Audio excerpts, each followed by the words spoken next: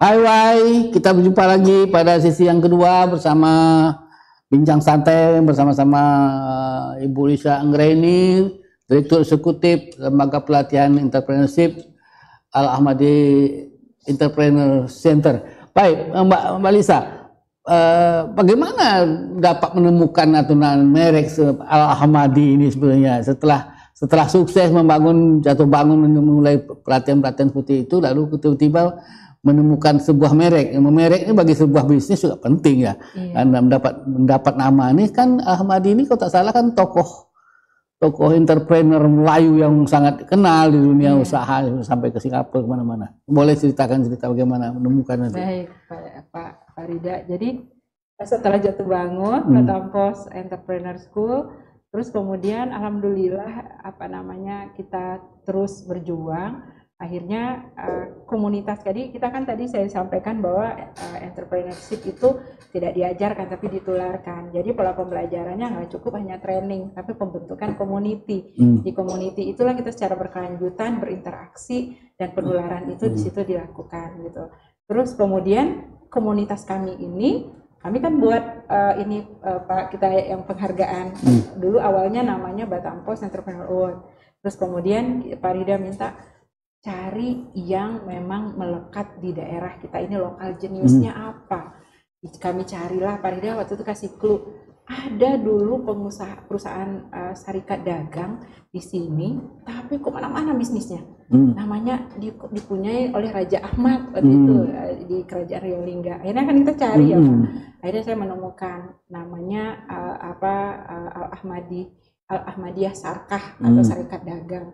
Di situ kami pelajari bahwa inilah prinsip entrepreneurship yang sudah dilakukan di sini sejak dulu zaman kerajaan gitu loh. Jadi perusahaan itu bermula dari jual kopra, kelapa kering, kopra, terus kemudian jual juga waktu itu selain kopra pertama, terus kemudian ada kain dari karena kan di Midai Natuna dekat juga dengan daerah Malaysia yang penghasil nama daerahnya itu ya Pak, kurang lebih dari sana juga sering berinteraksi juga. Akhirnya ada trading jual kain songket, terus kemudian juga akhirnya bergerak membuat perusahaan shipping.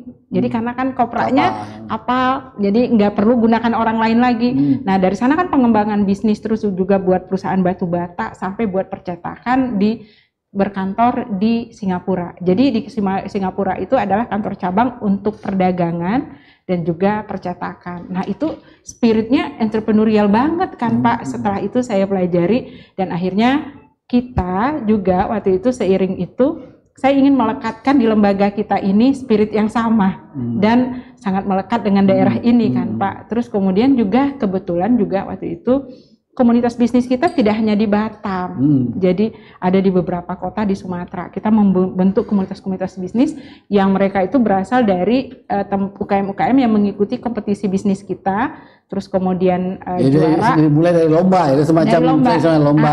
Dari apresiasi kita ya Pak. Habis itu kita minta, karena spirit kita adalah tumbuh besar bersama kan. Akhirnya kita bentuklah komunitas di daerah itu. Nggak masuk lagi nama Batam, karena sudah melampaui batas wilayah kan Pak. Akhirnya Parida sampaikan juga waktu itu kan, akhirnya kita pilih namanya Al-Ahmadi Entrepreneurship Center. Jadi Al-Ahmadi ini pada mulanya adalah sebuah anugerah, suatu penghargaan yang diberikan kepada lembaga-lembaga bisnis entrepreneurship yang sukses, yang berdasarkan kriteria yang sudah kita tetapkan, betul Pak. Lembaga yang Anda pimpin ya. Akhirnya kita bentuklah komunitasnya namanya Al-Ahmadi Entrepreneurship Center Community atau AEC Community. Nah sekarang ada di beberapa kota di Sumatera. Nah inilah model Pak Rida yang kita kembangkan, bahwa kita punya program di kelas kita itu adalah satu yang kita benar-benar tularkan. Yang pertama adalah soal mindset, Pak. Karena kalau mindsetnya nggak benar, Pak, biasanya bisnis itu akan dilihat dari skala kecilnya aja. Kan Pak Rida ngajarin dari pengalaman kami juga kan, dari nol. Tapi kalau kita punya prasangka baik atau mindset kita ketika melangkah nol itu, seberapa besar kita punya visi dari yang langkah kecil itu jadi besar. Jadi waktu itu walaupun saya dagdikduk juga ketika Pak Rida kasih amanah buat saya mengembangkan ini betul-betul dari nol, saya kok punya impian ya kalau sekali melangkah saya harus jadi ini kemudian ya, dan ini menjadi sesuatu. Jadi kan create something. Di grup kita dulu di Batam Post Group itu kan nggak ada entrepreneurship center kan, Pak. Kita lah yang memulainya gitu loh. Nggak ada bisnis model. Kalau media, misalnya bukan cabang media sudah ada bisnis model.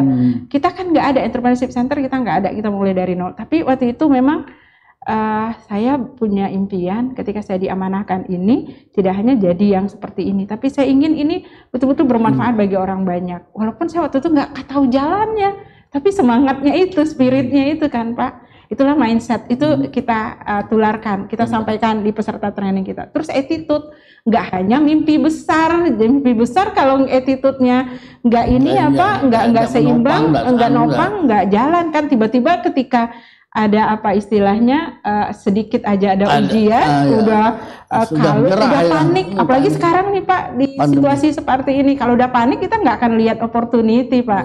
Nah habis itu nggak lengkap itu lagi, kita lengkapi, jangan hanya nepuk dada semangat kepentok terus pada akhirnya kita jatuh juga kan, Pak, nyerah. Tapi kita harus bekali supaya nggak nyerah, itu skill. Nah skill bisnis itulah kita perlengkapi. Bagaimana kita, Pak Rida juga kan bilang bahwa kita bukan mengikuti peluang, tapi kita yang menciptakan peluang. Jadi creating the opportunity. Itulah ciri khas seorang entrepreneur. Entrepreneur itu bukan memanfaatkan peluang, tapi menciptakan peluang. Kalau memanfaatkan peluang, usaha-usaha lain juga memanfaatkan peluang. Benar, bukan membaca peluang, betul. Jadi opportunity creating kan, Pak, yang menciptakan peluang. Menciptakan peluang itu, Pak. Nah, cara menciptakan peluang itu yang kita bimbing. Jadi ada cara, Pak, ternyata. Saya belajar itu dari MIT Entrepreneurship Center. Kenapa ya, saya berpikir gini, di Amerika kenapa bisnis-bisnis yang nggak kepikir sama orang lain, orang bisa bikin ya. Ternyata opportunity creating itu yang jadi landasannya, dan ada cara, Pak. Saya pikir, nah itu yang kita berikan ke UMKM. Opportunity creating, terus kemudian diperlengkapi dengan bagaimana dong perkembangan lingkungan bisnis kita. Nah itu juga kesempatan seperti itu. Dan itu yang menyebabkan pelatihan itu terus menerus ada. Jadi Pak, alhamdulillah. Jadi dulu kita bermitra MOU sama Bank Indonesia. MOU pertama 3 tahun kita membimbing. Ada Bank Indonesia luar biasa juga perannya ya, mendukung ya. Indonesia, Pak, betul. MOU ini zamannya Pak Gusti Randa ya. Gusti Raizal Eka Putra ya, Pak. Jadi yang sesi yang MOU pertama Pak Aman Limson kan, Pak, kepalanya Pak Gusti. Selesai MOU pertama, lanjut lagi MOU kedua 3 tahun lagi. Nah sekarang kita kan udah tularkan ke mereka, jadi mereka udah punya pola yang kita tinggalkan, mereka bisa meneruskan. Nah sekarang alhamdulillah Pak Rida, kita buka di Tanjung Pinang nih. Jadi teman-teman Tanjung Pinang sekarang kita punya community yang makin luas, Pak, komunitas UMKM. Jadi tahun lalu, tahun 2019 pertama kali kita membuat program bersama ke BKW. Jadi Ibu Rosemary Isdianto yang gubernur kita kan, Pak. Jadi kita buat pembinaan UMKM namanya inkubasi bisnis, tapi untuk khusus perempuan. Jadi di situ kita tularkan entrepreneurship strategi kita bimbing selama 1 tahun, itu 2019. Alhamdulillah peningkatan teman-teman itu bergerak gitu loh. Jadi kembali kita ke pangkal. Setelah Al-Ahmadi Award itu dijalankan, kemudian Al-Ahmadi ini namanya dikembangkan menjadi lembaga bisnis, lembaga sekolah, lembaga pelatihan ini karena diambil nama karena tidak bisa lagi Batam, karena Batam sudah wilayah komunitasnya sudah menyebar ke Sumatera, dan pelatihan-pelatihan itu dilakukan di Batam.